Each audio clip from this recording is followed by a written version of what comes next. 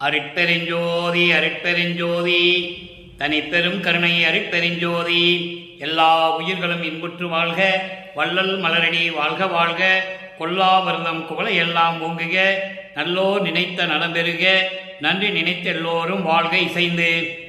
உலக மக்களே, அறிவார்ந்த அன்பர்களே, ஆண்மநேய ஒருமைப்பாடுடைய அன்பர்களே, வல்லப்பமான மக்களிய திருவொட்பாவில் 3ஆம் திருமுறையில் காட்சி அற்புதம் இரங்கல் என்ற பதிகத்தில் இருக்கின்ற பாடலுடைய விளக்கங்களை பார்த்து கொண்டிருக்கிறோம்.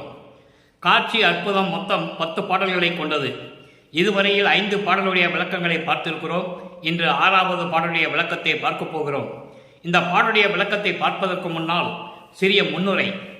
காரணம், முன்னுரையை கண்டிப்பாக கூற வேண்டிய கட்டாயத்தில் இருக்கிறோம். வல்லப்பெருமானவர்கள் இந்த மண்ணுலக்கே ஒரு தாயின் வழியாக வருவிக்க உற்று 9 ஆண்டுகள் வரையிலும் தான் யார் என்ற தெரியாத நிலையில் இருந்து கொண்டிருக்கிறார். வருவிக்க உற்று 9வது ஆண்டிலே அருட்பெருஞ்சோதி ஆண்டவர் வந்து ஆட்கொண்ட பிறகு இறைவனால் வருவிக்க உற்றவன் என்ற நிலை மட்டும் அவருக்கு தெரிகிறது. அதனால் அவருடைய மனநிலை ஒரு இடத்தில் இல்லை. காரணம், இறைவனால் வருவிக்க உற்றவன் என்ற நிலை மட்டும் தெரிந்து விடுகிறது. எதற்காக வருவிக்க உற்றோம் என்ற நிலை அப்போ அவருக்கு தெரியாது. சுத்த சன்மார்க்கத்தை பற்றியும் தெரியாது. சமயங்களும் மதங்களும் மார்க்கங்களும் 4 யுகங்களிலுமே, கிரேத யுகம், திரேத யுகம், துவார யுகம், கலியுகம், 4 யுகங்களிலுமே இந்த சமயங்கள் மதங்கள் மார்க்கங்கள் உருவாகி அதை அந்தந்த சமயத்தை சேர்ந்த மதங்களை சேர்ந்த மார்க்கங்களை சேர்ந்த தலைவர்கள் உருவாக்கி விட்டார்கள். சைவ சமயத்தை சிவனும்,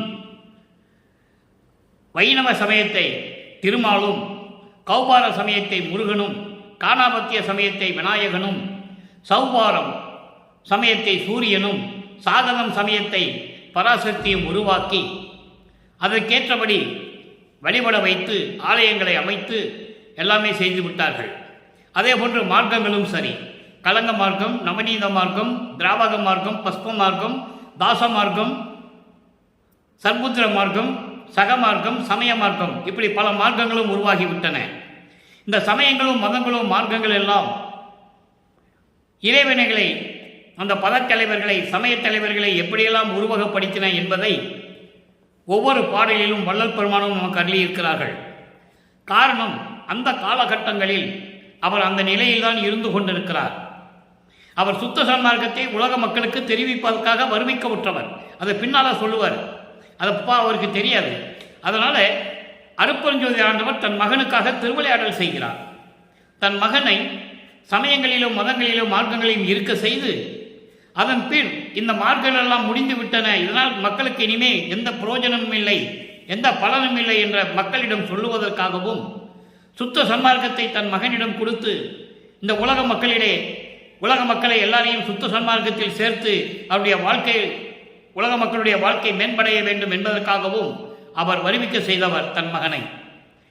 அவர் சமயங்களிலும் மதங்களிலும் மார்க்கங்களிலும் இருந்து கொண்டு எப்படியெல்லாம் இறைவனை உருவகப்படுத்துகிறார் என்பதையும், இறைவன் எங்கே இருக்கின்றார் என்பதையும், அவர் காட்சி கொடுத்து மறைந்து விடுகிறார் என்ற மன வருத்தத்தை தோழியிடம் சொல்லுவது போல, உள்ளத்திடம் சொல்லுவது போல உலக மக்களுக்கு தெரிவிக்கிறார். தன்னை தலைவியாகவும் தியாகராஜ பெருமானை, திருவொற்றியில் இருக்கின்ற தியாகராஜ பெருமான் தான் இறைவன் என்று கருதி கொண்டு அவரை தலைவனாகவும் உருவகம் செய்து, கற்பனை செய்து, வர்ணனை செய்து உலக மக்களுக்கு தெரிவிக்கிறார். ஏனென்றால் உலக மக்களுக்கு தெரியப்படுத்த வேண்டும். தான் வருவிக்க உற்றவன் என்ற நிலை அவருக்கு தெரிந்துவிட்டது. அதன் பிறகு அவர் எப்படியெல்லாம் சமயங்களிலும் மதங்களிலும் மார்க்கங்களிலும் இருந்து கொண்டிருந்தார் என்பதை உலக மக்களுக்கு தெரியப்படுத்த வேண்டும். அதன் பிறகு சுத்த சன்மார்க்கத்தை பெற்ற பிறகு இதையெல்லாம் தேவையில்லை என்று சொல்ல வேண்டும். இதனால் மக்களுக்கு எந்த விதமான பலனும் இல்லை, புரோஜனம் இல்லை என்ற நிலையை உலக மக்களுக்கு தெரியப்படுத்த வேண்டும். இது இறைவனுடைய திருவிளையாடல் நடந்து கொண்டிருக்கிறது. தந்தையும் மகனும் சேர்ந்து கொண்டு திருவிளையாடல் செய்து கொண்டிருக்கிறார்கள் என்பதை இங்கே நான் பதிவு செய்ய கடமைப்பட்டிருக்கிறேன். இப்போ பாட்டை கவனிங்க.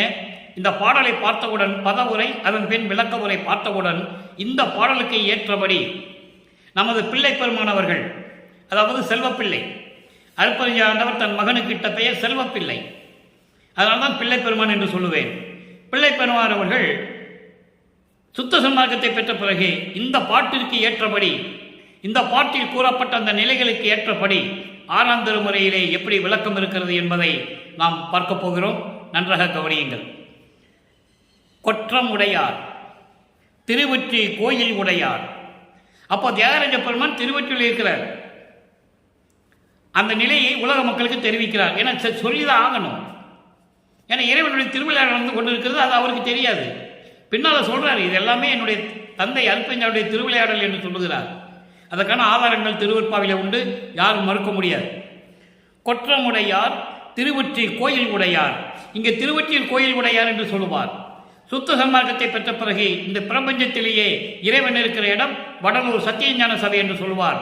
அந்த பாடலை இந்த பாடலுக்கு பின்னால் விளக்கம் பார்க்க போகிறோம். நன்றாக கவனித்துக் கொண்டு வாருங்கள். யாரும் சொன்னதில்லை. வல்லப்பெருமானவர்கள் இந்த மண்ணிற்கு வருவிக்கப்பட்டு 201 ஆண்டுகள் முடிந்து விட்டது. வல்லப்பெருமானுடைய இறைநிலையை யாருமே சொல்லவில்லை என்பதுதான் வேதனையான விஷயம். என் எதிரே பொற்றை மணி தோல் புயம் காட்டி போனார். அதாவது இதுக்கு முன்னால் பார்த்த 3ஆம் திருமுறையில் பார்த்துடைய விளக்கங்கள், இறைவனை பார்க்கறதுக்கு தெருவில் நின்றுட்டு இருப்பாரு. இவரை திரும்பி பார்க்காம தியாகராஜ பெருமான் இவருக்கு உருவத்தை காட்டிவிட்டு திருவழியாக ஓடுவார். இவரும் பின்னாலே ஓடுவார். பாட்டில் இருக்கு. ஆனால் ஓட்டத்தை பிடிக்க முடியாது. ஏன்னு கேட்கிறாரு. இவர் திரும்பி பார்க்காம பேசிட்டு போறாரு. அவரு நீ பெரிய எடுத்து பிள்ளை, பெரிய எடுத்து சமாச்சாரம், இப்பெல்லாம் நான் எதுவும் தலையிட முடியாதுன்னு சொல்லிட்டு ஓடுறாரு. நல்லா கவனிச்சுக்கணும், பாட்டில் இருக்கு. அப்போ இப்படி ஓடின இறைவன் இப்போ என்ன பண்றாரு? கோயிலில் காட்சி கொடுக்குறாரு. நாரைய தூது அனுப்புவார், கிளிகளை தூது அனுப்புவார், குரத்துக்கிட்ட போய் ஜோசியம் கேட்பாரு, குறி கேட்பாரு. எல்லாம் முடிஞ்சு போச்சு. இப்போ அடுத்த நிலைக்கு வந்துகிட்டு இருக்காரு. இப்போ இறைவன் இவருக்கு காட்சி கொடுக்கிறார். அந்த நிலையை நம்ம பார்த்துட்டு இருக்கோம். காட்சி கொடுக்கிறார், மறைந்து விடுகிறார். ஒரு வார்த்தை கூட பேசல. அப்போ அவருடைய மனநிலை எப்படி இருக்கும்? அதை உலக மக்களுக்கு சொல்லுகிறார். இப்படியெல்லாம் நான் இருந்தேன் என்று சொல்லுகிறார். அதை நீங்க கவனிக்கணும். பொற்றை மணி தோல் புயம் காட்டி போனார். என்னை புலம்ப வைத்து, என்னை புலம்ப வச்சிட்டான். என்னை புலம்ப வைத்து குற்றம் அறியேன், மனம் நடுக்கம் கண்டேன், உடலம் குலைகின்றேன், உடலம் குலைகின்றேன். கற்றின் முளையாய் தோழியை வர்ணிக்கிறார். அழகான கொங்கைகளை உடைய இளம் பெண்ணை என் தோழியை என்று சொல்கிறார்.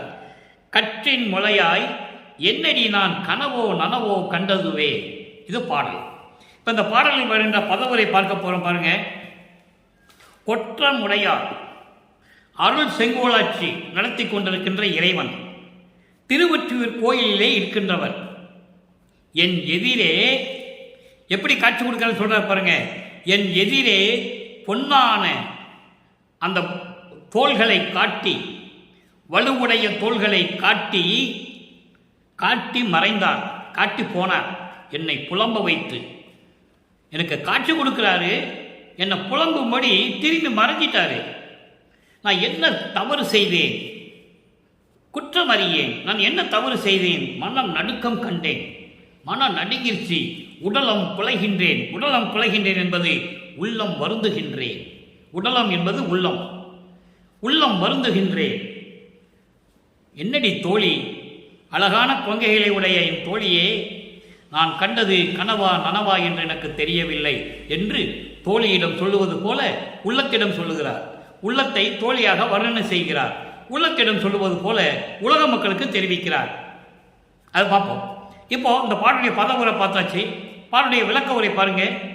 கோர்வையாக சொல்லுகிறேன்.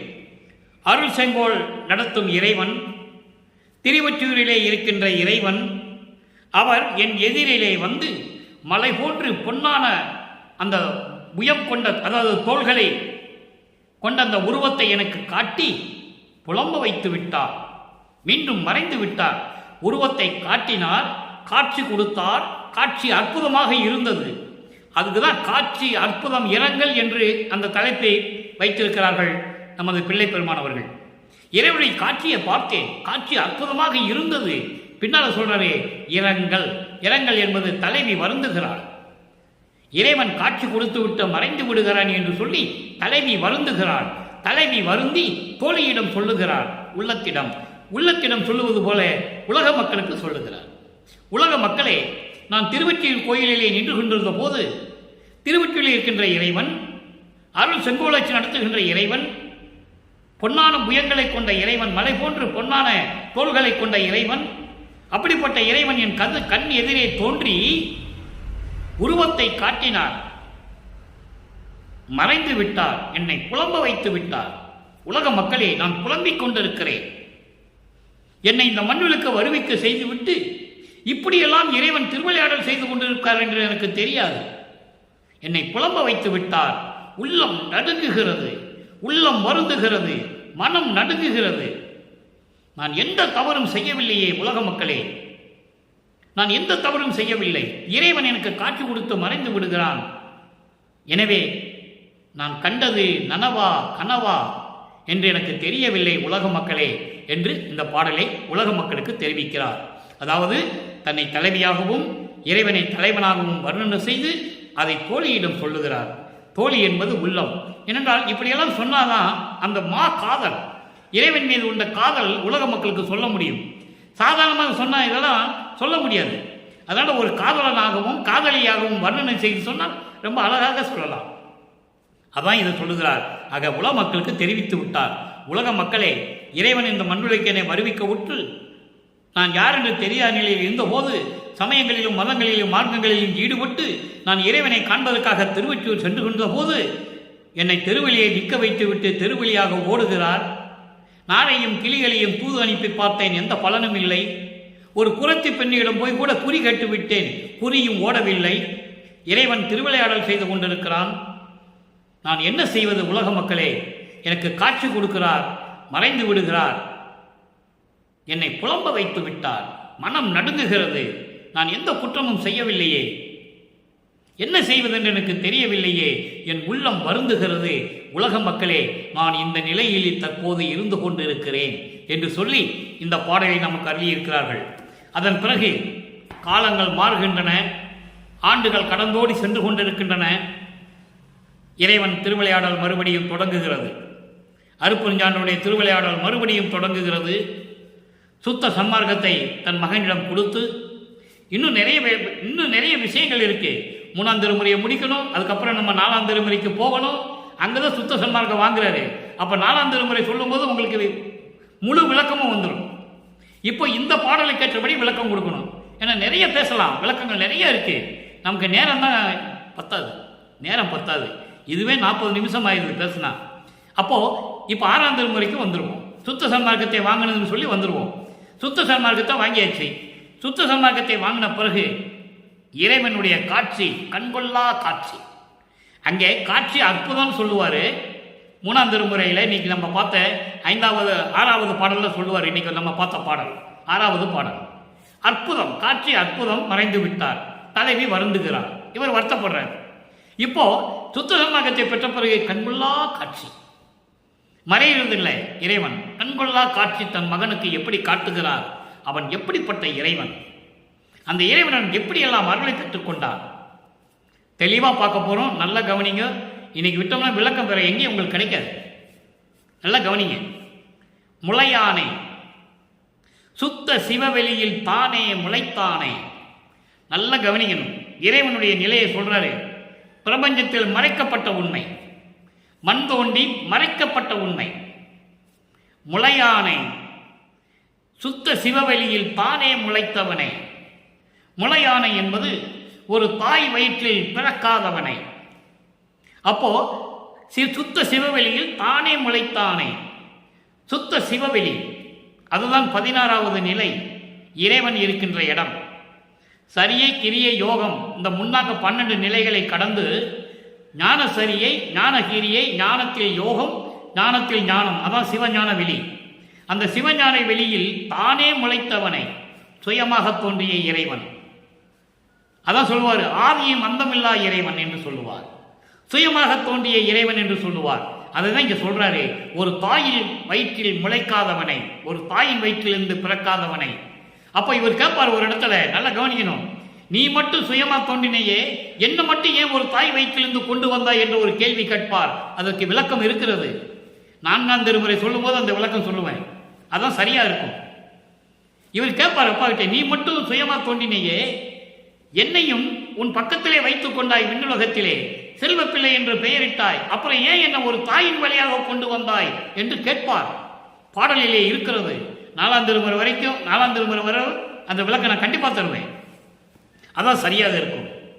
அப்போ இப்படியெல்லாம் சிவவெளியில் தானே முளைத்தவனை, சுயமாக தோன்றிய இறைவனை, மூவாத முதலானவனை, மூவாது, மூப்பு இல்லாது என்றால் பிறப்பு இறப்பு இல்லாது முதலாக தோன்றிய இறைவன், முதல் கடவுள், அருட்பெருஞ்சோதி, அப்படிப்பட்ட இறைவனை கலையானை என்பது அழிவில்லாதவனை, நிலையானவனை, களங்கமெல்லாம் களைவித்து என்னை காத்தானை. சமயங்களிலும் மதங்களிலும் மார்க்கங்களிலும் நான் இருந்தபோது அங்கே ஏற்பட்ட துன்பங்கள், துயரங்கள் எல்லாவற்றையும் நீக்கி என்னை காத்தவனை. எவ்வளவு அற்புதமா சொல்றான்னு பார்க்கணும். அப்போ சமயங்களில் இருந்ததுன்னு சொல்றாரு. சமயங்களை விட்டு வெளியே வரும்போது அங்கே இருந்தபோது நான் பட்ட துன்பங்களையும் துயரங்களையும் என்னை விட்டு நீக்கி என்னை காத்தவனை. அப்போ இது இறைவனுடைய திருவிளையாடல் என்பதை இங்கே உறுதிப்படுத்துகிறார். அவர் விரும்பி இருந்ததில்லை, அவருக்கு தெரியாது. இறைவனுடைய திருவிளையாடல் அவருக்கு தெரியாது. அதனால்தான் இங்கே தெரிவிக்கிறார், என்னை காத்தானை. அதிலிருந்து கொண்டு வந்து என்னை காப்பாற்றிய இறைவனை என் பிழையை கருதி கோபம் விளையானே. நான் செய்த அந்த தவறுகளை எல்லாம் மனதில் வைக்காமல் எல்லாவற்றையும் நீக்கி கோபம் கொள்ளாதவனை. என் மீது கோபமே இறைவனுக்கு கிடையாது, என் தந்தைக்கு கிடையாது. அதுதான் என் தந்தையின் சிறப்பு என்று சொல்லுவார். அதுதான் என் தந்தையின் சிறப்பு என்று ஒரு பாடலிலே சொல்லுவார். அப்போ அப்படியெல்லாம் கோபம் காட்டாதவனை, சிவபோகம் விளைவித்தானே. சிவ அனுபவம் என்பது சிவ பேரின்பம். அப்படிப்பட்ட சுகத்தை எனக்கு கொடுத்தவனை, அருட்பெருஞ்சோதியை, இறைவன் எப்படிப்பட்ட இறைவன் என்று சொல்லுகிறார். 3ஆம் திருவில் என்ன சொல்லுவார்? சும்மா வேகா சொல்லுவார். பொதுப்படையா திருவொற்றியில் இருக்கின்றவர், பாம்புகளை கழுத்திலே சுற்றி கொண்டவர், கங்கையை தலையிலே சுமந்தவர், இப்படியெல்லாம் சொல்லுவார். அது சமயங்களும் மதங்களும் மார்க்கங்களும் உருவகப்படுத்தின ஒரு பதத்தலைவன். சமய தலைவர்களுடைய உருவகத்தை அப்படியே உருவகப்படுத்துவார். அது அவங்க இருந்ததால அவர் செஞ்சார், அது நியாயம்தான். அது விட்டு வந்த பிறகு இறைவன் எப்படி சொல்றாரு? நல்லா கவனிக்கணும். என்ன சொல்றாரு? தாய் வயிற்றில் முளைக்காதவனை, ஒரு தாய் வயிற்றில் பிறக்காதவனை, சுயமாக தோன்றியவனை, என்னை ஆட்கொண்டவனை, நான் சமயங்களிலும் மதங்களில் இருக்கும்போது நான் பட்ட துன்பங்களை எல்லாம் நீக்கியவனை, சிவபோகம் எனக்கு கொடுத்தவனை.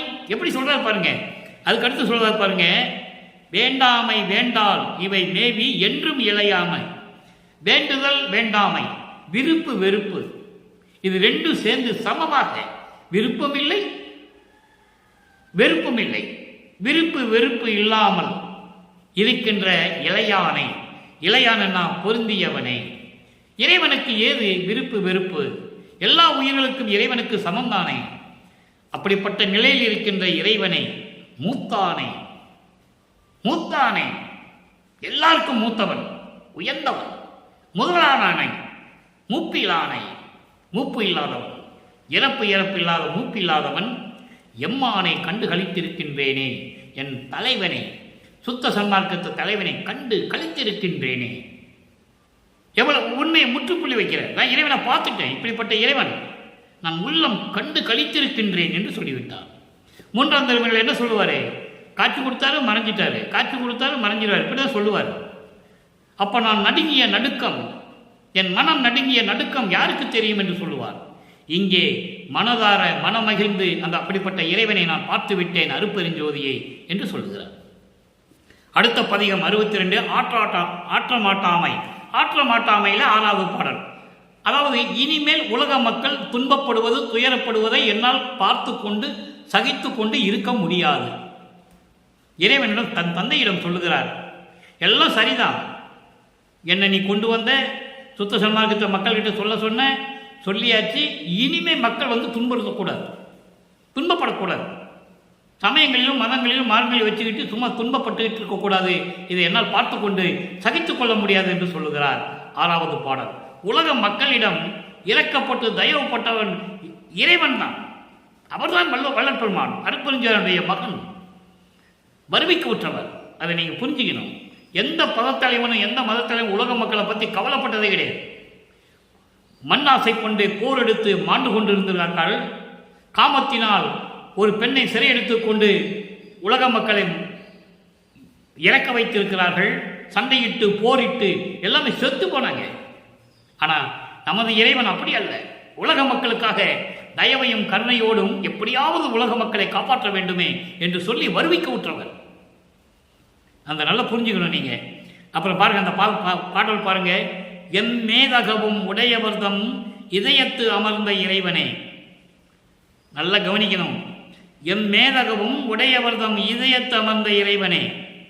அதாவது சுத்த சன்மார்க்கத்தில் இருந்து கொண்டு, மேன்மையான அந்த நிலையில் இருந்து கொண்டு, குணங்களோடு இருந்து கொண்டிருக்கின்ற அவங்கள் உள்ளத்தில் இருக்கின்ற இறைவன், சுத்த சன்மார்க்கத்தில் இருக்கின்ற இறைவன். அப்படிப்பட்ட இறைவன் சுத்த சன்மார்க்கத்தில் இருக்கின்ற சாதுக்களின், அதாவது அன்பர்கள், சாதுக்கள், கொலையும் புலையும் தவிர்த்தவர்கள், இவர்கள் உள்ளத்தில் இருந்து கொண்டு அருளாட்சி செய்து கொண்டு விளங்கி கொண்டிருக்கின்ற இறைவனே என்று சொல்லுகிறார். அப்ப இறைவன் யார் உள்ளத்தில் இருக்கிறார் என்பதை இங்கு தெளிவுபடுத்துகிறார். எல்லா உயிர்களும் இறைவனால் படைக்கப்பட்டதுதான். ஆனால் இறைவன் சொன்னதை கடைபிடிக்கவில்லை. அதனால் விலக்கி வைத்து பார்த்து கொண்டிருக்கிறார். அதை தான் இங்க சொல்றார். இம்மேதியினில் என்னை வருவித்திட்ட கருணை எம்மானே. இம்மேதியினில் இதுக்கு இந்த ஒரு வரிக்கு விளக்கமே ஒரு வருஷம் சொல்லலாம், அவ்வளவு விளக்கம் இருக்கிறது. இம்மேதியினில் என்னை வருவித்திட்ட கருணை எம்மானே. அதாவது நான் உன்னிடம் அடியனாக இருந்தபோது விண்ணுலகிலே இந்த மண்ணுலகை நீ போக வேண்டும் என்று சொல்லி ஒரு தாயின் வழியாக இந்த மண்ணுலகை எனக்கு வருவிக்க உற்று சுத்த சன்மார்க்கத்தை உலக மக்களிடம் தெரிவிக்க வேண்டும், உலக மக்களை சுத்த சன்மார்க்கத்தில் ஈர்க்க வேண்டும், சேர்க்க வேண்டும் என்று என்னை ஈன்றானே. அதான் சொல்றாரே, அப்படிப்பட்ட இறைவனை, என்னை வருவித்தவனை, என் கருணை எம்மானே, கருணை உள்ளம் கொண்ட எனது தலைவனை, நம் மேலவருக்கும் அறிவறிய நாதா. நம் மேலவர்கள் என்று சொல்லுகிறார். நல்லா கவனிக்கணும். மேலவர்கள் என்று சொல்லியிருக்கலாமே, ஏன் நம் மேலவர்கள் என்று சொல்லுகிறார்? இவர் ஏற்கனவே விண்ணுலகத்தில் இருந்தவர். அதான் நம்ம தேவர்கள் என்று சொல்லுகிறார். தேவர்கள் என்று சொல்லியிருக்கலாமே, அது சாதாரண மனிதன் பிறந்து அவதாரம் எடுத்தவன் தான் சொல்லுவான். நம் இறைவனா இவர் இறைவன், அதனால்தான் நம் மேலவர் என்று சொல்லுகிறார். நம் மேலவர் என்னது இருந்தாலும் விண்ணுலகத்தில் இருந்தவர் இல்லையா? அதனால விண்ணுலகத்தில் இருக்கின்ற நமது தேவர்கள் அறிவறிய நாதா, தேவர்களும் அறிய முடியாத இறைவனே. நம் தேவர்கள், நம் பதத்தலைவர்கள் யாரு? பிரம்மன், திருமால், ருத்திரன், மகேஸ்வரன், சதாசிவம் போன்ற பதத்தலைவர்கள், தேவர்கள், சத்தர்கள், சக்திகள், தேவர் கூட்டத்தை சேர்ந்த எல்லாமே சொல்லுவார். அப்படி எல்லாருமே அறிய முடியாத நிலையில் இருக்கின்ற இறைவனே, என்னை நயந்து ஈன்ற அம்மே, என்னை நயந்து ஈன்ற அம்மே. சுத்த சன்மார்க்கத்தை உலக மக்களிடம் விளக்குவதற்காகவும், உலக மக்களை சுத்த சன்மார்க்கத்தில் சேர்த்து இந்த உலக மக்கள் மேம்படைய வேண்டும் என்ற நோக்கத்திற்காகவும் என்னை ஈன்றவனே, என்னை ஈன்ற அம்மாவே, என்னை ஈன்ற தந்தையே என்று சொல்லுவார். நீயே என் தந்தை அருளுடையாய், என்னை நேர்ந்து பெற்ற தாயே என்று சொல்வார். ஒரு பாடலிலே அற்புதமான விளக்கங்களாம் இருக்கிறது திருவருட்பாவிலே. அப்படி அம்மா அப்பா இனி சிறிதும் ஆற்றமாட்டேன் கண்டாயே. இங்க பார்த்துக்கோ, இது வரைக்கும் இருந்தது சரி, 4 யுகங்களிலும் எல்லாம் நடந்தது சரி, சமயங்களும் மதங்களும் மார்க்கங்களும் இருந்ததெல்லாம் சரி, இப்ப எல்லாம் ஒளிஞ்சு போச்சு, மடிந்து விட்டன என்று சொல்லுவார். ஒளிந்து விட்டன, மடிந்து விட்டன, சாம்பலாக்கி விட்டேன் என்று சொல்லுவார். அப்படிப்பட்ட நிலைகள் இருந்து கொண்டு மக்களெல்லாம் துன்பப்பட்டார்கள். இனிமேல் நீ சுத்த சன்மார்க்கத்தை கொடுத்து மக்களை சேர்க்க சொன்ன, நான் சேர்த்துட்டேன். மக்களும் சுத்த சன்மார்க்கத்தை வந்துகிட்டு இருக்காங்க. இனிமே அவங்க எந்த துயரையும் படக்கூடாது, எந்த துன்பையும் அடையக்கூடாது. அதை பார்த்துட்டு சகித்துக் கொள்ள மாட்டேன் என்று சொல்லி இந்த பாடலை அருளி இருக்கிறார்கள். அடுத்து ஒரு விளக்கம் பாருங்க. சிவ புண்ணிய பேரு 70வது பதிகம் 6வது பாடல். சிவ புண்ணிய பேரு, இவர் எப்படியெல்லாம் அருளை பெற்றுக்கொண்டார், அதனுடைய பாக்கியம் எப்படி இருக்கும்? அருட்பெருஞ்சாண்டோட சிவம் என்பது அருட்பெருஞ்சோதி. அருட்பெருஞ்சோதியிடம் அருளை பெற்றது எவ்வளவு புண்ணியமான ஒரு பேரு, அதை விளக்கி சொல்லுகிறார்கள். ஏன்னா 3ஆம் திருமுறையில் அதெல்லாம் சொல்லலை, அவருக்கு தெரியாது. 3ஆம் திருமுறையில் ஒன்றுமே சொல்லலை. என்ன குற்றம் செஞ்சனோ தெரியல, மனம் நடுக்குது, உள்ள நடுக்குது, இறைவன் காட்சி கொடுக்குறான், மறைஞ்சு விடுறான், அருளை கொடுக்கல, இப்படி தான் இருப்பார். ஆனால் உலக மக்களுக்கு தான் பெற்ற அருளை சொல்ல வேண்டும் அல்லவா? ஏன்னா சமயங்களும் மதங்களும் பொய்ன்னு சொல்லணும். அப்போ சுத்த சன்மார்க்கத்தை மெய்யின்னு சொல்லணும். சுத்த சன்மார்க்கத்தை மெய்யின்னு சொல்லும்போது இறைவன்கிட்ட வாங்கின அருளை சொல்லணும். அதான் சிவ புண்ணிய பேரு 6வது பாடல். நல்லா கவனிங்க. நாடல் செய்கின்றேன், நாடல் செய்கின்றேன் அருட்பெருஞ்சோதி நாதனை. அருட்பெருஞ்சோதி நாதனை நாடல் செய்கின்றேன். அருட்பெருஞ்சோதி ஆண்டவரை நான் மனப்பூர்வமாக விரும்பி வணங்குகின்றேன். தெளிவா சொல்றாரு. நாடல் செய்கின்றேன் அருட்பெருஞ்சோதி நாதனை. அருட்பெருஞ்சோதி ஆண்டவரை மனதால் விரும்பி மனப்பூர்வமாக ஏற்றுக்கொண்டு நான் வணங்கிக் கொண்டிருக்கிறேன். என் உள்ளே கண்டு கூடல் செய்கின்றேன். என் உள்ளத்திலே இறைவனை கண்டு அவரோடு மகிழ்வோடு கலந்து கூடல் செய்கின்றேன். கூடல் என்பது கலந்து கொண்டு இன்பமாக இருப்பது. அவரை என் உள்ளத்திலே கண்டு கூடல் செய்து கொண்டிருக்கிறேன், கலந்து கொண்டு மகிழ்ந்து கொண்டிருக்கிறேன். எண்ணிய எண்ணெல்லாம் கூடிட, நான் நினைத்ததெல்லாம் எனக்கு கிடைக்கும்படி குலவி சந்தோஷப்பட்டு நான் நினைத்ததெல்லாம் கிடைக்க வேண்டும் என்று மகிழ்ந்து இன்பு உருவாய் ஆடல் செய்கின்றேன். பேரின்பமாக, இன்பு உருவாய் என்பது பேரின்பமாக செயலாற்றி கொண்டிருக்கிறேன். இறைவனை வணங்கி அவரை ஏற்றுக்கொண்டு என் உள்ளத்திலே கலந்து கொண்டு மகிழ்ந்து கொண்டிருக்கிறேன். நான் நினைத்ததெல்லாம் பெற்றிட மகிழ்வோடு பேரின்பமாக நான் செயலாற்றி கொண்டிருக்கிறேன். இறைவனோடு சேர்ந்து கொண்டு சித்தெல்லாம் வல்லான் அம்பலம் தன்னையே குறித்து பாடல் செய்கின்றேன். எல்லா அருளையும் பெற்றுக் கொண்டிருக்கின்ற அம்பலத்திலே அருளனுடன் செய்து கொண்டு சத்தியஞான சபையிலே அருளாட்சி செய்து கொண்டிருக்கின்ற இறைவனை பற்றி நான் பாமாலை சூட்டிக் கொண்டிருக்கிறேன், வணங்கிக் கொண்டிருக்கிறேன், விண்ணப்பங்களை வைத்துக் கொண்டிருக்கிறேன். எல்லா அருளையும் எனக்கு கொடுத்து கொண்டிருக்கிறார், எனக்கு இது போதும். எல்லா அருளையும் எனக்கு கொடுத்து கொண்டிருக்கிறார், எனக்கு இது போதும். பன்னிய தவம் பழித்ததுவே என்று சொல்கிறார். நான் 4 யுகங்களிலும் இருந்தபோது தெளிவாக சொல்வார். ஒவ்வொரு யுகத்தில் இருக்கிறாரு, பாடல் இருக்கு. அவர் என்னமோ மண்ணுலகத்துக்கு வந்ததுனால ராமலிங்கமாக வந்தார் போனார் என்ற கதையெல்லாம் அது உலகியல் விளக்கம், அது பொதுப்படியான விஷயம், அது வேறு. ஆனால் இவர் ஒவ்வொரு யுகத்திலும் இருந்தவர் எப்படி இருந்தார் என்று பாடலிலே சொல்லுகிறாரே. யார் மக்களிடம் சொன்னது? சொல்லவே இல்லையே. சொன்னாதானே அவர் இறைவன் மக்களுக்கு தெரியும், இறைவனுடைய மகனும் தெரியும். சிவபெருமான் நெற்றிக்கண்ணிலிருந்து முருகனை கொண்டு வந்தார் என்பது உண்மை, வல்லப்பமானே சொல்றார். அப்போ முருகனை கடவுளா கும்பிடுற, அருட்பெருஞ்சோதி மகனை ஏன் கடவுளா கும்பிடக்கூடாது? ஏன் அவர் நல்ல கடவுள்னு சொல்றாரு? கடவுள்னு சொல்றாரு. அவங்க மக்களோட மக்களா யாரும் இருந்ததில்லை. தலையில் கிரீடம் வச்சுக்கிட்டு உடம்பெல்லாம் அணிகலனை போட்டுக்கிட்டு கையில் வேல் வச்சுக்கிட்டு அதெல்லாம் தத்துவ குறிகள். அந்தந்த தத்துவத்துக்காக அவங்க உருவத்தில் இருந்தார்கள் என்பது உண்மைதான், யாராலும் மறுக்க முடியாது. ஒரு அரக்கனை அழிப்பதற்காக வறுமை கூற்றவர். இப்படி ஒவ்வொரு காரணங்களுக்காக ஒவ்வொரு ஆளும் இறைவனால் படைக்கப்பட்டவர்கள் தான், இல்லை என்று சொல்ல முடியாது. அதே நேரத்தில் திருவெட்பாவில் கூறப்பட்ட உண்மையை, பிரபஞ்சத்தின் உண்மையை மக்களிடம் யாரும் சொல்லவில்லை.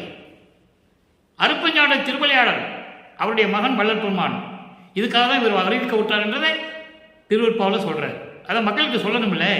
அதான நியாயம், அதான தர்மம், அதான சத்தியம். இப்போ இந்த சிவபுண்ணிய பேர் பார்த்தாச்சு. எப்படிப்பட்ட இறைவனிலிருந்து எப்படியெல்லாம் நான் இருக்கிறேன், எப்படியெல்லாம் அருளை பெற்றுக்கொண்டேன்னு சொல்லியாச்சு. இப்போ உலக மக்களுடைய நிலை என்ன? இந்த பிரபஞ்சம் தோன்றிய காலத்திலிருந்தே சமயங்களிலும் மதங்களிலும் மார்க்கங்களிலும் ஈடுபட்டு கொண்டு இந்த உலக மக்கள் எப்படி இருந்தார்கள்? இனிமேல் அது தேவையில்லை. எப்படி உலக மக்களை அழைக்கிறார்? உலக மக்கள் தெரியாமல் எப்படி இருந்து கொண்டிருந்தார்கள்? இனிமேல் அவர்களுக்கு உணர்த்த வேண்டும். எப்படி உணர்த்துகிறார்? உலக மக்களுக்கு உலக மக்கள் மேம்படைய வேண்டும், உலக மக்கள் இன்புற்று வாழ வேண்டும். அதுக்கு ஒரு பதியமே கொடுத்திருக்கிறாரு, 10 பாடல்.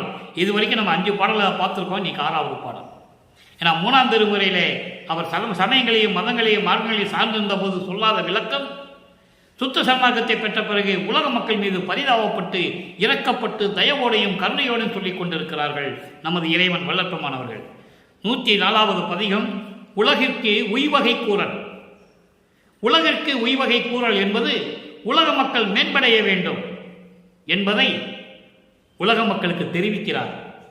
6வது பாடல் வட்டி மேல் வட்டி கொள் மார்க்கத்தில் நின்றி. இங்கே வட்டி என்பது வட்டிக்கு பணத்தை வட்டிக்கு விடுறது கிடையாது. நல்லா புரிஞ்சுக்கணும். நீங்கள் பணத்தை வட்டிக்கு விடுவாங்கள்ல, அந்த வட்டின்னு நினைச்சிடக்கூடாது. வட்டி மேல் வட்டி கொள் மார்க்கத்தில் இருந்தீர். வட்டி என்பது கர்ம வினைகள், துன்பங்கள், துயரங்கள். இதுக்கு மேலே மேலே மேலே நீங்கள் சம்பாதிச்சு அப்படிப்பட்ட மார்க்கத்தில் நின்றீர்கள். சமயங்கள், மதங்கள், மார்க்கங்கள் துன்பங்களையும் துயரங்களையும் கர்ம வினைகளையும் கொடுக்கக்கூடிய அந்த மார்க்கத்தில் நீங்கள் நின்று கொண்டிருந்தீர்கள். உலக மக்களே, அறியாமையில் இருக்கின்ற உலக மக்களே என்று சொல்லுவார். பித்து உலகரே என்று சொல்லுவார். பித்து உலகரே, அறியாமையில் இருக்கின்ற உலக மக்களே, நான் சொல்லுவதை நன்றாக தெரிந்து கொள்ளுங்கள். இதுவரையிலும் 4 யுகங்களிலுமே இந்த சமயங்களிலும் மதங்களிலும் மார்க்கங்களிலும் இருந்து கொண்டு அந்த கர்ம வினைகளையும் தீயகளையும் துயரங்களையெல்லாம் சுமந்து கொண்டிருந்தீர்கள், நின்று கொண்டிருந்தீர்கள். அதெல்லாம் வேண்டாம். வட்டியை வளைக்கின்ற மார்க்கத்தை அறியே. வட்டியை வளைக்கின்ற மார்க்கத்தை அறியே. அதையெல்லாம் நீக்கக்கூடிய மார்க்கத்தை உங்களால் தெரிந்து கொள்ள முடியவில்லை, அறிந்து கொள்ள முடியவில்லை. காரணம் யாரும் சொல்லலை, யாருக்கும் தெரியாது. அதான் விஷயம். அப்போ இந்த தன்ம வினைகளையும் துயரங்களையும் துன்பங்களையும் நீக்கக்கூடிய ஒரு மார்க்கம் இருக்கிறது உலக மக்களே. அதுதான் சமரச சுத்த சன்மார்க்கம். அந்த மார்க்கத்தை நீங்கள் அறிந்து கொள்ளவில்லை. அடுத்து சொல்ல பாருங்க. பெட்டி மேல் பெட்டி வைத்து ஆளுகின்றேன். பெட்டி மேல் பெட்டி வைத்து ஆளுகின்றேன். மண்ணாசை, பெண்ணாசை, பொன்னாசை போன்ற விடயங்களை, உலக விடயங்களை சுமந்து கொண்டு அதிலே பற்று வைத்துக் கொண்டு சம்பாதிக்க வேண்டுமே என்று சொல்லி ஆசை வைத்துக் கொண்டு தெரிந்து கொண்டிருக்கிறீர்கள், வாழ்ந்து கொண்டிருக்கிறீர்கள். பெட்டி மேல் பெட்டி வைத்து ஆளுகின்றேன். இப்படியெல்லாம் ஆசை வைத்து, ஆசை மேல் ஆசை வைத்து வாழ்ந்து கொண்டிருக்கிறீர்கள். வயிற்று பெட்டியை நிரப்பிக்கொண்டு, வயிற்று பெட்டியை நிரப்பிக்கொண்டு ஒட்டி உரு இருந்தீர். வயிற்று பெட்டியை நிரப்பிக்கொண்டு ஒட்டி உரு இருந்தீர். இந்த வயிறு இருக்கு, அது ஒரு பெட்டி மாதிரி தானே. அதை நிரப்பிக்கிட்டு எப்படி ஒட்டி உள் இருந்தீர். உள்ளே அடைச்சி, அதுக்கு மேலே அடைச்சிக்கிட்டே இருக்கிறது, சாப்பிட்டுக்கிட்டே இருக்கிறது. அந்த பெட்டிக்குள்ளே அடைச்சி இப்படியெல்லாம் நீங்கள் இருந்தீங்க. பெட்டிக்குள்ளே அடைக்கிற மாதிரி உங்கள் வயிற்று பெட்டியை அடைச்சிக்கிட்டு இருந்தீங்க. சாப்பிட்டு சாப்பிட்டு சாப்பிட்டு என்ன பிரயோஜனம் உலக மக்களே? அடுத்து பாருங்க. பட்டினி கிடப்பாரை பார்க்கவும் நேரே. சாப்பாடே இல்லாமல் பட்டினியோடு இருக்கின்ற பாமர மக்களை, பசியோடு இருக்கின்றவர்களை பார்க்க கூட நீங்கள் விரும்பவில்லை, நினைக்க கூட விரும்பவில்லை என்று சொல்லுவார். ஐயோ, நம்ம சாப்பிடுகின்றமே, இந்த சாப்பாடு இல்லாமல் எத்தனை பேர் பட்டினியோடு இருப்பார்களோ என்று தெரியவில்லை என்று கூட நீங்கள் உள்ளத்தில் நினைக்க கூட இல்லை. அடுத்து சொல்ற பாருங்க. பழங்கஞ்சி ஆயினும் வழங்கவும் நினையே. பழைய கஞ்சி இருந்தால் கூட இவங்களுக்கு கொடுக்கக்கூடாதுன்னு நீங்கள் நினைச்சிட்டு இருக்கீங்க. பசியோடு இருக்கிறவங்க வந்தால் கூட நீங்கள் நினைக்கிறது இல்லை நீங்கள் சாப்பிடும்போது. அதே நேரத்தில் பழ கஞ்சி இருந்தால் கூட அதை கொடுக்கணும்னு மனசு இல்லை உங்களுக்கு, அதை கூட நீங்கள் நினைக்கிறது இல்லை உலக மக்களே. அடுத்து சொல்ற பாருங்க. எட்டி போல் வாழ்கின்றேன். எட்டி போல் வாழ்கின்றேன் என்பது, எட்டி என்பது எட்டி மரம். அது எதுக்குமே உபயோகப்படாது. அது வீட்டு கதவு செய்ய முடியாது, ஜன்னல் செய்ய முடியாது. வேணா தீ வச்சு வேணா எரிக்கலாம். அந்த காயை எதுக்கும் உபயோகப்படாது, கசக்கும். எட்டி காய் வந்து கசக்கும். அதனால எட்டி மரம் போல் இருக்கிறேன், அது எதுக்கும் உபயோகப்படாது, பலனில்லாமல் வாழ்ந்து கொண்டிருக்கிறீர்களே உலக மக்களே என்று சொல்லுகிறார். அடுத்து கொட்டி போல் கிளைத்தீர். கொட்டி போல் கிளைத்தீர் என்பது கொட்டி கிழங்கு என்று ஒரு கிழங்கு இருக்கிறது. அந்த கிழங்கு எதுக்குமே உபயோகப்படாது, சாப்பிடவும் முடியாது, ஆடு மாடும் சாப்பிடாது, சும்மா தான் கிடக்கும் அது. அந்த மாதிரி கொட்டி கிழங்கு போல யாருக்கும் உபயோகப்படாமல் பலனில்லாமல் வாழ்ந்து கொண்டிருக்கிறீர்கள் உலக மக்களே. எத்துணை கொள்கின்றீர் பித்து உலகிறே. நீங்கள் எதை தான் உங்கள் வாழ்க்கைக்கு துணை நினைச்சிட்டு இருக்கீங்க, எதை தான் ஏற்றுக்கொண்டிருக்கிறீர்கள் சொல்லுங்க அப்படின்னு கேட்குறாரு உலக மக்களை. உங்கள் வாழ்க்கைக்கு எது துணை என்ன, நீங்கள் எது நினைச்சிட்டு இருக்கீங்க சொல்லுங்க. அறியாமையில் வாழ்கின்ற உலக மக்களே, சமயங்களிலும் மதங்களிலும் மார்க்கங்களிலும் இருந்து கொண்டு கர்ம வினைகளையும் துயரங்களையும் துன்பங்களையும் அனுபவித்துக் கொண்டிருக்கிறீர்கள். இவைகளெல்லாம் இல்லாத ஒரு மார்க்கம் இருக்கிறதே, சமரச சுத்த சன்மார்க்கத்தை பற்றி உங்களுக்கு தெரியவில்லை. ஆசைகளை வைத்து பணத்துக்கு மேல் பணம் சேர்க்க வேண்டும் என்று நீங்கள் வாழ்ந்து கொண்டிருக்கிறீர்கள். பசியோடு இருக்கின்றவர்கள் நினைத்து பார்க்க மாட்டேன்றீர்கள். பழைய கஞ்சி இருந்தால் கூட கொடுக்க உங்களுக்கு மனம் இல்லை. எட்டி மரம் போல் இருக்கின்றீர்கள், கொட்டி கிழங்கு போல இருக்கின்றீர்கள், யாருக்கும் உபயோகப்படாமல் வாழ்ந்து கொண்டிருக்கிறீர்களே உலக மக்களே. உங்கள் வாழ்க்கைக்கு எதுதான் துணை என்று நினைத்து கொண்டிருக்கிறீர்கள்? அருப்பெருஞ்சோதி ஆண்டவர் தான் துணை. உங்களுக்கு தேவை சமரச சுத்த சன்மார்க்கம். அறியாமையில் இருந்து கொண்டிருக்கிறீர்களே உலக மக்களே என்று சொல்லி இந்த பாடலை நமக்கு அருளியிருக்கிறார்கள். இறுதியாக ஒரே ஒரு விளக்கம். காரணம், அந்த விளக்கம் சொல்லிதான் ஆக வேண்டும். 3ஆம் திருமுறையில் இருக்கும்போது இந்த பாடலிலே 6வது பாடலை பார்க்கும்போது தன்னை தலைவியாகவும் தியாகராஜ பெருமானை தலைவனாகவும் உருவப்படுத்தி அப்படிப்பட்ட இறைவனை பார்க்க முடியவில்லை என்று வருந்துவதும் அந்த வருத்தத்தை தோழியிடம் சொல்லுவது போல உலக மக்களுக்கு சொல்லிக் கொண்டிருந்தார். இப்போ அதே தலைவி அதே தோழியிடம் எப்படி சொல்லுகிறார்? கண்டிப்பாக சொல்லியாக வேண்டும். சுத்த சன்மார்க்கத்தை பற்றி விளக்கம் கொடுக்கும்போது இது கண்டிப்பாக கட்டாயமாக சொல்லியாக வேண்டும். அன்னம் உண்ண அழைக்கின்றாய். நல்ல கவனிங்க அன்பர்களே, இந்த பாடல் உலகியல் விளக்கம் வேறு. இறைவன், நமது இறைவன் வல்லப்பெருமானவர்கள் ஒரு தாயின் கருவறையிலே இருந்ததிலிருந்து 51 ஆண்டுகள் வரையிலும் உண்ணவில்லை என்பதையும் தூங்கவில்லை என்பதையும் மலஞ்சலம் கழிக்கவில்லை என்பதையும் இந்த பாடலிலே தெளிவாக நமக்கு அருளியிருக்கிறார்கள். அதாவது 9 ஆண்டுகள் வரை இருந்த நிலை வேறு, அது சொல்கிறார், அதையும் சொல்றாரு. ஏன்னா 9 ஆண்டுகள் வரைக்கும் அவர் சாப்பிட்டது எல்லாமே அமுதமாயிடுச்சுன்னு சொல்லுவார். எனக்கு தூக்கம் இல்லை, அந்த தூக்கம் எல்லாம் போயிடுச்சுன்னு சொல்லுவார். படிப்படியாக சொல்லிட்டு வருவார் உலக மக்களுக்கு. ஏனென்றால் அப்படிதான் இறைவன் திருவிளையாடல் செய்து கொண்டு அருளை கொடுத்து கொண்டிருக்கிறார். முன்பருவம் பின்பருவம் காட்டி அருளினா என்று சொல்லுவார். முன்பருவம் பின்பருவம் காட்டி அருளினா என்பது இறைவனுடைய திருவிளையாடல் நடந்து கொண்டிருந்தது என்று பொருள். இப்ப பாருங்க, அன்னம் உண்ண அழைக்கின்றாய் தோழியிடம் சொல்லுகிறார். உள்ளத்திடம் பசிக்கும் இல்லை, பசின்னு வருவது உள்ளம் தானே நமக்கு சொல்லுது. ஐயோ பசிக்குதேன்னு சொல்லுது இல்லை, நமக்கு அந்த உணர்வு தெரியுது இல்லை, அதை தான் இங்கே சொல்லுகிறார். அன்னம் உண்ண அழைக்கின்றாய் தோழி, சோறு சாப்பிட்றதுக்கு கூப்பிடுற, இங்கே நான் தான் அம்பலத்திலே ஆடுகின்ற அண்ணல் அடி மலர்த்தேன் உன்னை நினைத்து உண்டேன். உள்ளம் சொல்லுது, சாப்பிடவான்னு கூப்பிடுது. அதை தோழியிடம் சொல்லுவது போல சொல்லுகிறார். அதை உலக மக்களுக்கு சொல்லுகிறார். உலக மக்களே, உள்ளம் என்னை அழைக்கிறது, சாப்பிடுறதுக்கு அழைக்குது. நான் தான் ஏற்கனவே இறைவனுடைய திருவடியில் இருக்கின்ற அருள் அமுதத்தை உண்டவனாச்சே நான் என்று சொல்லுகிறார். உன்னை அன்னம் உண்ண அழைக்கின்றாய் தோழி, இங்கே நான் தான் அம்பலத்திலே ஆடுகின்ற அண்ணல் இறைவன் அருப்பெருஞ்சோதி ஆண்டவருடைய திருவடியிலே இருக்கின்ற மலர்த்தேன் திருவடியில் இருக்கின்ற அந்த அருள் அமுதத்தை உன்னை நினைத்து உண்டேன். யார்? உள்ளத்திடம் சொல்லுகிறார், தோழியிடம். உன்னை நினைச்சுதான் நான் சாப்பிட்டேன், நீ என்னை சோறு சாப்பிட கூப்பிடுவேன்னு எனக்கு தெரியும். எவ்வளவு அற்புதமான விளக்கம் பாருங்க. நீ என்னை சோறு சாப்பிடவா, சாப்பாடு சாப்பிடவா என்று நீ கூப்பிடுவான்னு எனக்கு தெரியும். நான் ஏற்கனவே இறைவனுடைய திருவடியில் இருக்கின்ற அருள் அமுதத்தை நான் உன்னை நினைத்து நான் உண்டு விட்டேன், அருள் அமுதத்தை நான் உண்டு விட்டேன் என்று சொல்கிறார். அடுத்து பாருங்க, என் உள்ளகத்தை வாழும் ஒரு தலைமை பெருந்தலைவருடைய அருள் புகழாம் இன்னமுதில் என்னுடைய அன்பு என்னும் நறுங்கனியில் ரதமும் என் தனி கணவர் உரு காட்சி என்னுவோர் கண்ணல் உள்ளே தனித்து எடுத்த தேம்பாகும் கலந்தே கழித்து உண்டேன். மிக பசி சிறிதும் கட்டிலேன் உள்ளகத்தே. எனக்கு பசியே இல்லை என்று சொல்லுகிறார். எனக்கு பசியே கிடையாது என்று சொல்லுகிறார். பசி இல்லாதவன் தானே இறைவன், தூக்கம் இல்லாதவன் தானே இறைவன். இறைவனுக்கு குளிக்க வேண்டியதில்லை, மலஞ்சலம் கழிக்க வேண்டியதில்லை, சாப்பிட வேண்டியதில்லை. சிற்று உலகத்தில் இருந்தார்ல, நீங்க சிற்று உலகத்துக்கு வந்தா பாருங்க, சமையல் அறை இருக்கா, குளியல் அறை இருக்கா, தூங்குற அறை இருக்கா? 10க்கு 10 ஓலை பிடிச்சது தானே. எல்லா இறைவன்களையும் எல்லா கடவுள்களையும் பதத்தலைவர்களையும் எப்படி காட்டினாங்க? தலையில கிரீடம் வச்சு, அப்படியே கையில வேல் வச்சு, ஒரு ஆயுதத்தை வச்சுக்கிட்டு, அப்படியே உடம்பெல்லாம் அணிகலனை போட்டுக்கிட்டு, நகை போட்டுக்கிட்டு, பட்டாடை உடுத்திக்கிட்டு, இப்படி தானே உருவப்படுத்தினாங்க இறைவனை.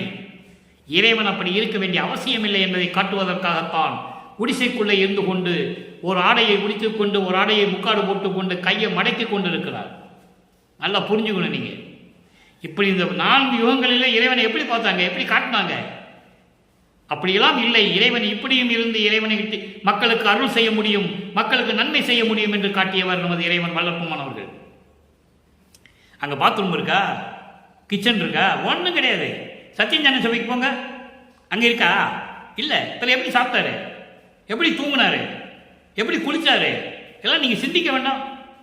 நல்லா சிந்திச்சு பாருங்க. இறைவனுக்கு இதெல்லாம் தேவையில்லை என்பதை இங்கே சொல்லுகிறார் பாடலிலே. உன்னை அன்னம் உன்னை அழைக்கின்றாய் தோழி, இங்கே நான் தான் அம்பலத்தை ஆடுகின்ற அண்ணல் அடியை மலர்த்தேன், உன்னை நினைத்து உண்டேன்.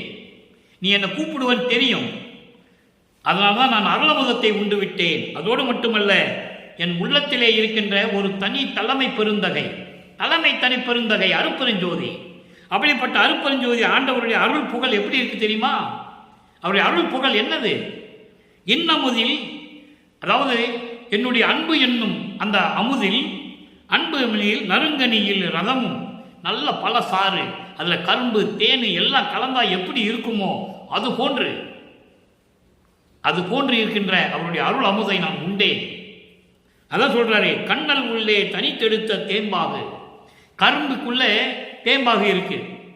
கரும்பு சாறு, கரும்பு அது என்ன சொல்லுவாங்க, இந்த வெள்ளத்துக்கு முன்னால் சொல்லுவாங்க பாகுன்னு சொல்லுவாங்க, வெள்ளப்பாகு.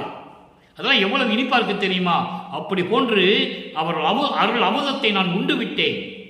பசி இல்லை, பசி சிறிதும் கண்டிலேன் உள்ளகத்தே.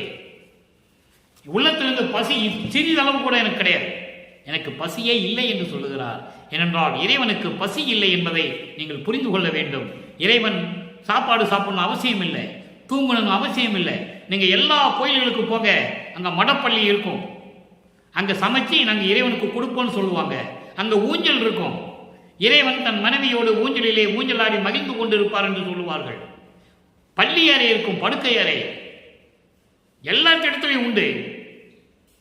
நமது இறைவன் இடத்துல தான் அதெல்லாம் கிடையாது. ஏன்னா உண்மையான இறைவன் அருட்பெருஞ்சோதி ஆண்டவர் இருக்கிற இடம் சரி, வள்ளற்பெருமான் இருக்கிற இடமும் சரி, எதுவுமே கிடையாது. அந்த நிலையை நீங்கள் புரிந்து கொள்ள வேண்டும். ஆக உள்ளத்திலும் எப்படி சொல்லுகிறார் என்பதை இன்னும் ஒரு தடவை சுருக்கமாக சொல்லிவிடுகிறேன். எல்லாம் கவனிங்க, உலக மக்களுக்கு எப்படி சொல்லுகிறாருன்னு. உள்ளமே உணவு உண்ண அழைக்கின்றாய், இப்போது நான் தான் அம்பலத்திலே அருளாட்சி செய்கின்ற அருள் நடனம் செய்கின்ற இறைவனுடைய திருவடிகளின் அருளை பெற்றுக் கொண்டேன். நீ அழைப்பாய் என்று எனக்கு தெரியும். தோழியிடம் சொல்லுவது போல, உள்ளத்திடம் சொல்லுவது போல உலக மக்களுக்கு தெரிவிக்கிறார் என்பதை நீங்கள் புரிந்து கொள்ள வேண்டும். அழைப்பாய் என்று நான் நினைத்து அருளமுதம் உண்டு விட்டேன். என் உள்ளத்திலே வாழும் சுத்த சன்மார்க்கத்தின் தலைவனுடைய அருள் புகழான அருளமுதமும் என்னுடைய அன்பு என்னும் அந்த கரும்பு நுனியிலே, கரும்பு சாரிலே எடுத்த வெள்ளப்பாகு போன்று இருக்கின்ற அந்த அருள் அமுதத்தை நான் உண்டு விட்டேன். இறைவனின் ஒரு காட்சி, இறைவன் எனக்கு காட்சி கொடுத்தார். அதான் கணவர் என்று சொல்லுகிறார், தனி கணவர். அந்த காட்சி எப்படி இருந்தது? கரும்பு தென்னவர் பாகு எப்படி இருக்கும்? அது போன்று இனிமையான நிலையில் நாம் இருந்து கொண்டு கண்குளிர பார்த்தேன் என்று சொல்லுகிறார். அப்படிப்பட்ட அருளமுதத்தை நான் உண்டு விட்டேன், பசி சிறிதும் கண்டிலேன் உள்ளகத்தே. பசி சிறிதளவு கூட கிடையாது எனக்கு. அவருடைய நிலையை, இறைவனுடைய நிலையை தெளிவாக கூறுகிறார் என்பதை நீங்கள் புரிந்து கொள்ள வேண்டும். எனவே அன்பர்களே, இன்று நாம் பார்த்த 3ஆம் திருமுறையுடைய பாடலுக்கு அங்கே தலைவியிடம் எப்படியெல்லாம் கூறினார், எப்படிப்பட்ட இறைவன் திருவொற்றியூரில் இருக்கிறேன் என்று கூறினார் என்பதையும், அங்கே காட்சி கொடுத்து மறைந்து விடுகிறார், அதனால் வரிந்து கொண்டிருந்தார் என்பதையும், சுத்த சன்மார்க்கத்தை பெற்ற பிறகு இறைவனை எப்படி கண்கொள்ளா காட்சி கண்டார் என்பதையும், சுத்த சன்மார்க்கத்தை பெற்ற பிறகு இறைவனிடம் எப்படியெல்லாம் அருளை பெற்றுக் கொண்டார் என்பதையும், உலக மக்களுக்காக எப்படி தயவோடையும் கருணையோடையும் வருத்தப்படுகிறார் என்பதையும் இறைவனிடமே சொல்லுகிறார். நான் சகித்துக் கொள்ள முடியாது என்று சொல்லுகிறார். அப்படிப்பட்ட நிலையையும், தனக்கு பசி இல்லை, தூக்கம் இல்லை, உறக்கம் இல்லை, எனக்கு தேவையில்லை, நான் இறைநிலையில் இருக்கின்றேன் என்ற உண்மையை உலக மக்களுக்கு எப்படி தெரிவிக்கிறார் என்பதையும் நாம் பார்த்துவிட்டோம் அன்பர்களே. எனவே நீங்களும் சுத்த சன்மார்க்கத்தை தழுவி கொலையும் புலையும் தவிர்த்து சுத்த சைவ நெறியில் இருந்து கொண்டு அருட்பெருஞ்சோதியை தீபமேற்றி, மன்னகல் விளக்கிலே தீபமேற்றி அருட்பெருஞ்சோதி தனிப்பெருங்கருணை அருட்பெருஞ்சோதி என்ற மகாமந்திரத்தை உச்சரித்து இறைவனுடைய அருளையும் செல்வங்களையும் எல்லாம் பெற்றுக்கொண்டு இந்த வையகத்திலே நீங்கள் வாழ்வாங்க வாழ வேண்டும் என்று இறைவனுடைய தயவோடையும் கருணையோடையும் வாழ்த்தி விடைபெறுகிறேன். இந்த வள்ளலார் ஊழியன். மீண்டும் நாளை சந்திப்போம். நன்றி, வணக்கம். அருட்பெருஞ்சோதி தனிப்பெரும் கருணை அருட்பெருஞ்சோதி.